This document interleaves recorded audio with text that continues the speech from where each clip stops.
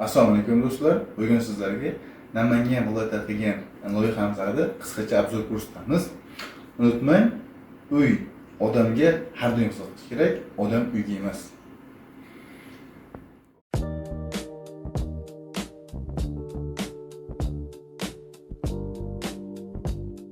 Xo'p, bo'lmasa bu binomizda birinchi game plan bo'yicha tanishib chiqamiz.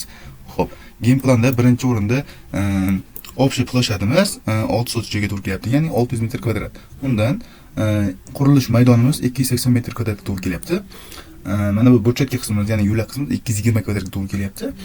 Zelen zonamiz esa 100 metr kvadratga to'g'ri kelyapti. Xo'p, bu yerda mana bu joyimizda mavjud binomiz bor edi. Mavjud binomiz bu borlik sabab bunga uncha katta o'zgartirish kiritmadik.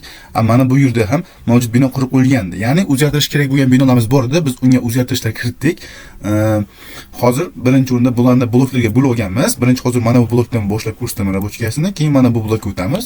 Bu tomon navesimiz yo'q edi qurilganda. Biz naveslarni ham qo'shdik mana bu yerga. Lifning kuxnyani ham qo'shdik, ya'ni yozgi oshxonalarni ham qo'shdik. Xo'p, bo'lmasa boshlaymiz. Xo'p, birinchi o'rinda mana bu blokdan boshlayapman. Maniki fundament qismi. Fundament qismida ko'rishingiz mumkin. Mana bu shtrix bilan berilganlarimiz, mana qora shtrix bilan berilganlarimiz bu mavjud binolarimiz.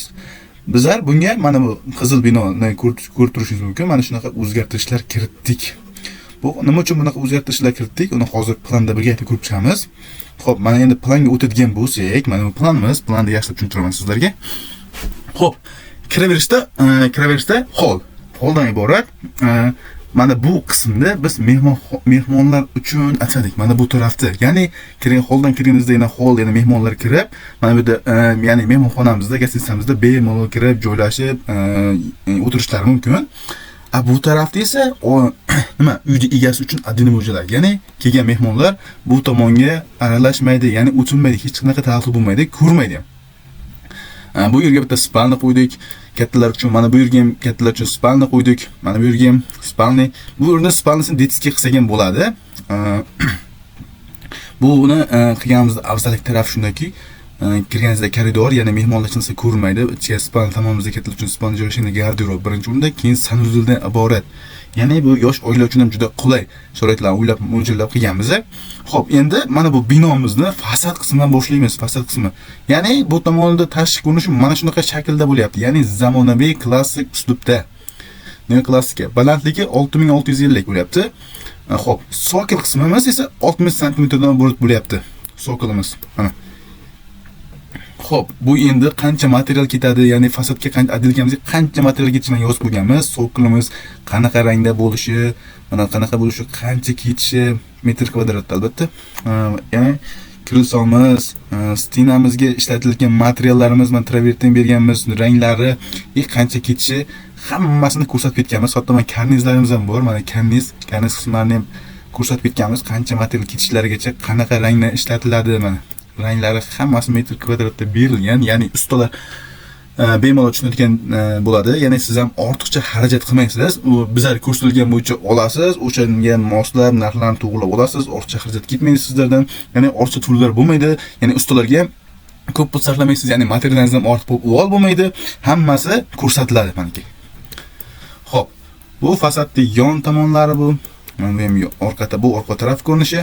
Mana bu ham yon tomon ko'rinishi. Mana bu razrez, ya'ni balandliklari qancha bo'lishi mana hammasi ko'rsatilgan. Mana bu yerda balonlarning joylashishi, ya'ni agar plita qilamasangiz plitaga mo'ljallab beramiz, lekin bu uy egasi, ya'ni balon qo'yaman degan uchun biz balonlarga to'g'rilab balonga mo'ljallab berganmiz. Mana nechta balon ketishi, balonlarning qanaqa joylashuvi hammasini ko'rsatganmiz. Mana bu esa tomning tepadan yopilishining ko'rinishi. Tom mana shunaqa ko'rinishda bo'ladi, ya'ni yuqoridan qaraganda xuddi shu ko'rinishda bo'ladi.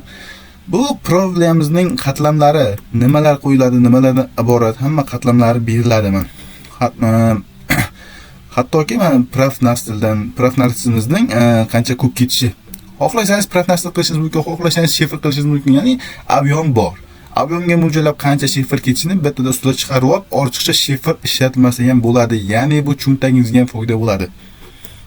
Xo'p, davom etamiz. Endi boshda kiraverishdagi blogimiz bor edi. O'sha blokni tushuntirib ketaman. Mana ko'rishingiz mumkin. Mana bu usti qavat yo'q edi. Buni pastki podvalda bor edi. Podval qismi bor edi. O'shaning uchun podval qilmadik loyihasini. Biz yuqori qavatda, ya'ni xonalarning kirishini bo'linishini qildik.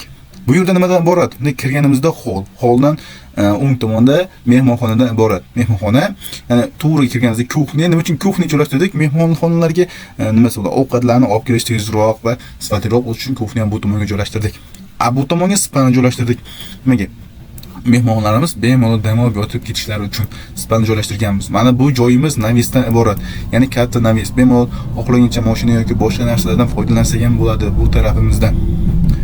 Xo'p, bu tomonda ostlari, razmerlari hammasi ko'rsatilgan. Mana ko'rishingiz mumkin. Eshik derazalarimiz ham mana razmerlari hammasi bor. Mana podval qismimizga kirish tomoni bu tomonda edi. Ko'rishingiz mumkin. Endi bu qismimizning fasad bilan tanishamiz. Bu ya'ni old tomon ko'rinishi. Mana old tomondan ko'rinishi zamonaviy neoklassik uslubda qurilgan binomiz. Mana bu yerga ham xuddi shunday qancha material ketishi, mana so'qilga qancha material ketyapti.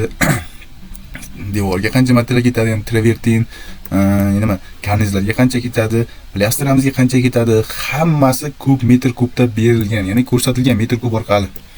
Mana ko'rishingiz mumkin. Mana yon tomondan ko'rinishi, mana navisimizda qanday yopilib ko'rinishlari. Orqa tomondan ko'rinishi, ya'ni kiraverish qismimiz. Bu balonlarni qanday joylashuvi bu ham. Hammasi ko'rsatilgan. Mana bu tom, ya'ni tomning yuqoridan ko'rinishi. Mana buning ham obyomi ko'rsatilgan, berilgan obyomlar. Xo'p. Loyihamiz qiziq bo'lgan bo'lsa, endi buni 3D ko'rinishlarni ham joylashtirib boraman. Hozir 3D ko'rinishlarni tomosha qilishingiz mumkin. Rahmat hammaga.